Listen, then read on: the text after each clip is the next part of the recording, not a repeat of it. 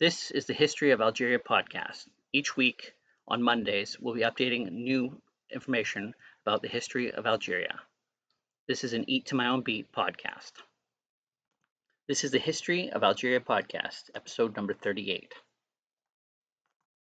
Settlement of the Tyrian colony, circa 814 BC.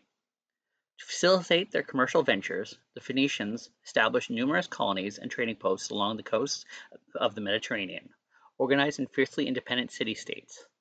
Phoenicians lacked the number or even the desire to expand overseas. Most colonies had fewer than 1,000 inhabitants, and only a few, including Carthage, would grow larger.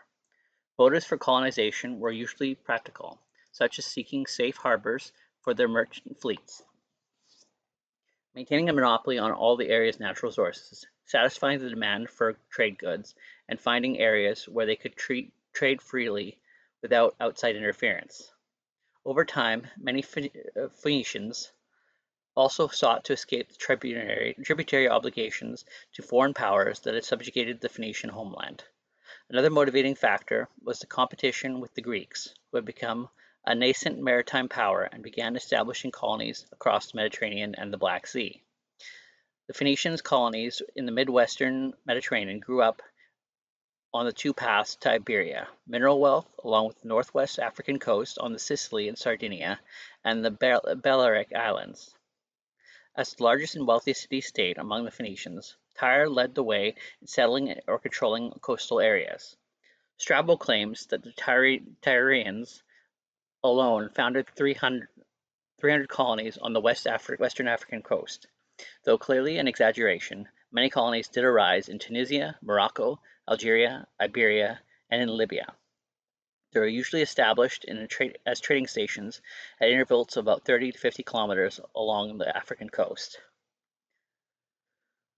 By the time they gained a foothold in Africa, the Phoenicians were already present in Cyprus, Crete, and Corsica, the Balearic Islands, Sardinia, and Sicily, as well as the European mainland, in what are today Genoa and Marseille. Foreshadowing the later Sicilian Wars, settlements in Crete and Sicily continually clashed with the Greeks and the Phoenicians over control as Sicily was brief. Nearly all these areas would come under the leadership and protection of Carthage, which eventually founded cities of its own, especially after the decline of Tyre and Sidon. The site of Carthage was likely chosen by the Tyrians for several reasons. It was located in the central shore of the Gulf of Tunis, which gave it access to the Mediterranean Sea while shielding it from the region's infamously violent storms. It was also close to the strategic vital Strait of Sicily, a key bottleneck for maritime trade between the east and the west. The terrain provided an invaluable as geography.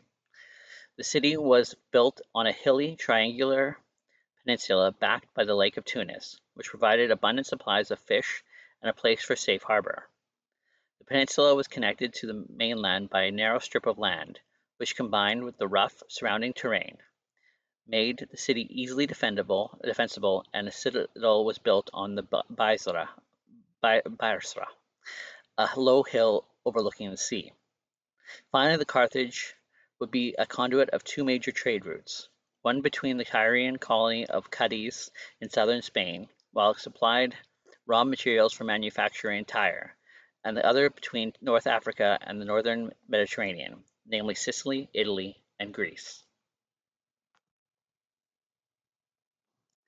Thank you for listening to the History of Algeria podcast. Please check back every Monday at noon Pacific time for a new episode. Also available on YouTube and wherever you get your podcast. Check us out at www.eattomyownbeat.com.